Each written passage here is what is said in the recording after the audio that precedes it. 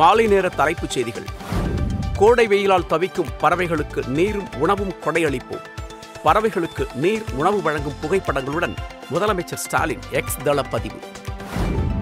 முன்னாள் அமைச்சர் செங்கோட்டையன் இன்றிரவு மீண்டும் டெல்லி செல்ல இருப்பதாக தகவல். அதிமுகவை ஒருங்கிணைக்க எடப்பாடி பழனிசாமி மறுப்பதால் பாஜக தீவிர ஆலோசனை. தமிழ்நாட்டிற்கான தொழில் முதலீடுகள் பிற மாநிலங்களுக்கு செல்வது ஏன்? பாமக தலைவர் அன்புமணி கேள்வி.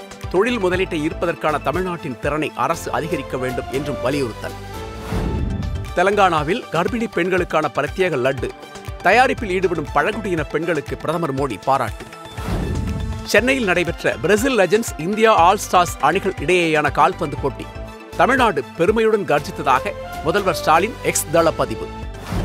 திருவாரூர் தியாகராஜர் கோயிலில் பங்குனி உத்திர திருவிழா ஆழித் தேரோட்டம் வரும் 7ஆம் தேதி உள்ளூர் விடுமுறை அறிவித்து மாவட்ட ஆட்சியர் உத்தரவு. நடப்பு ஆண்டுக்கான சொத்து வரியை இன்று செலுத்தாவிட்டால் அபராதம் விதிக்கப்படும் என்று சென்னை மாநகராட்சி அறிவிப்பு. சொத்து வரி நிலுவை வைத்துள்ள கடைகளின் முன்பு நோட்டீஸ் ஒட்டிய சென்னை மாநகராட்சி.